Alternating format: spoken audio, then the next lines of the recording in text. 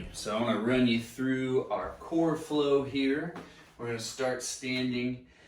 We're going to reach ourselves down as if we were standing on the edge of a bathtub, trying to dunk our head in, bring our chest closer to here. Hips go up with the tailbone as if it was being abducted into an alien spaceship. As the alien abduction occurs, our head gets heavier down towards the bathtub and the necklace line. If I was wearing a necklace, that necklace would fall off of my head. From here, if I don't have space to put my hands down, I'll grab my elbows, which also adds some weight, pulls us down. Tailbone into the spaceship, head into the bathtub. 5 breaths here. Big nasal inhale. Exhale, maybe we fall closer to the bathtub, and our hips get abducted higher into the spaceship. Now from this position, our hands should be relatively close, and we can bring ourselves down into a dolphin position here. I'm pretty close together, so you can lengthen out if you need to. Again, those hips are still getting abducted by a spaceship. I'm driving my elbows into the floor, evenly distributed weight in each elbow. My right elbow doesn't like to take on as much weight as my left, so I'm going to actively play with that, explore that maybe with some small circles. Breathing. Yeah, now I can put a little more weight over in that right elbow. Now from this position, we can hold until our breathing is getting away from us. And we don't want to look forward and crunch the back of our neck. The head is still heavy in the bathtub. Knees can be slightly bent to straight. Play with either. Now from there, I'm going to bring my knees down. Watch as my knees come down, my head comes up too, because I'm a seesaw. Neutral spine. Widen up with the knees. Move this a little bit. And from here, you want that low back nice and flat. So I don't want to be here, and it's going to be easy as I start to do my rocking to fall out of that pelvic position. So I want to keep my lumbar and my kidneys up to the ceiling for the whole rock, back and forth, nice and slow. Going very much slow. And then beginning, I can pick up speed as I go. My right elbows again, trying not to take as much weight. I can do some circles, move around, keeping that low back from spilling. As I'm moving around, I can keep some stability and equal distribution of weight through the elbows. I can also adjust at any point and change up the movement a little. Once I've done a few rocking, I get tired of that. I'm going to come up into a more neutral quadruped position. So in this quadruped position, I'm going to alternate back and forth, trying to step up to the outside of this hand without crunching the spine to bring it up. So I want to keep it nice and neutral, and I'll go back and forth each side. Back and forth each side.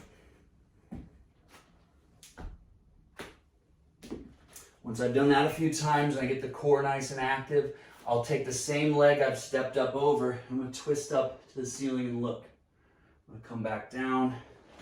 Neutral spine, other side. Reach up.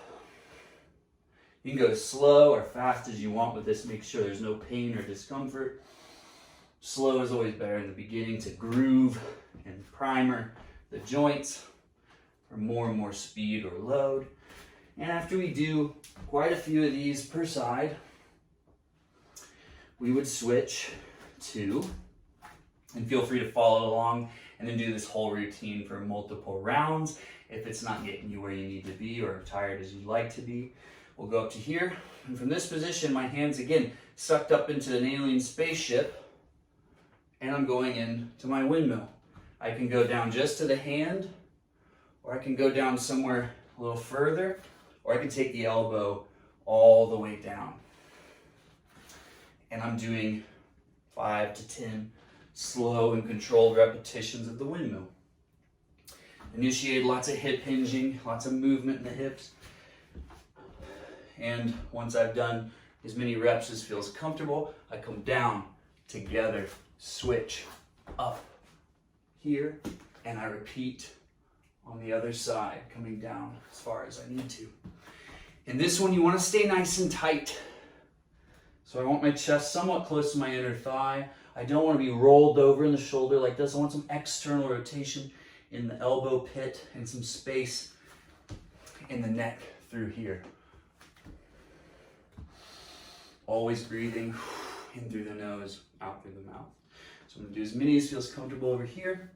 And then, to get into my next sequence of the flow, we're going to turn this transition. I'm going to come down here. I'm going to widen up. I'm going to widen up through here. I'm going to send this leg through. And now I'm in seated position. So once again, close, here, up, open, reach. Now I'm sitting. From the seated position, I can then go into my glute and hamstring bridges.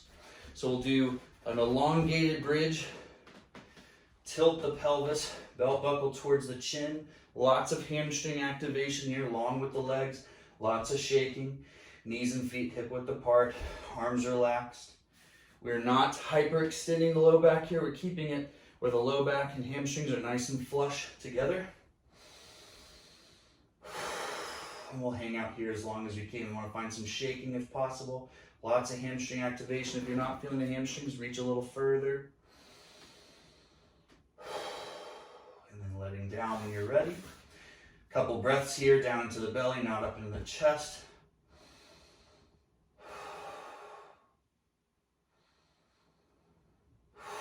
And then we take one leg down to the side. This knee pushes into the ground. If you can't make it, elevate, put something under there, or skip this all together and do another round of the long bridge. To bring my hips up, I'm driving both knees wide. This one's going to hoist both hips up off the ground just a couple inches, not too much. And I'm going to imagine if someone's pushing my leg this way, I'm pushing back into them towards this wall.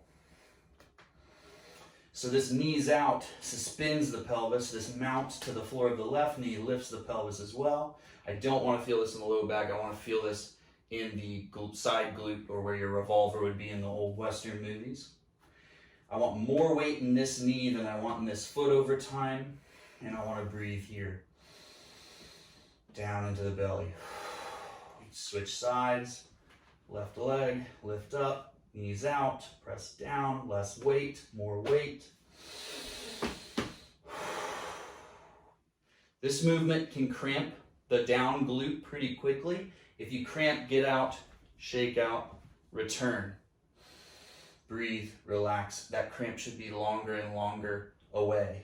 So until eventually it doesn't happen. So instead of that cramp getting worse with repetitions, it usually gets better. Now that we're in the bridge position, we can then take the legs to the side, come up through here, and roll up into a shin box. From this shin box, we'll take a hand down, this leg up, this arm up, back into here. And then we could do another round after we go through here. And go back to our bridges, or we could run that whole sequence back to the first forward fold. Running it back to the first forward fold, you'd pass through, again here, down, out, here, and to go back through, close up, come up, back down to here, here, frog rock, a few times. Dolphin, and in the dolphin you can be as far or as close as you'd like, and then you can walk closer, push up, and you might find more depth in that forward fold, more weight here. But that was pretty messy getting back through. Just go back through if you want to, or just start fresh from the beginning until it's easier to run back and forth. So try that for one round or 4, see how it goes. If you guys have any questions, leave them down in the comments.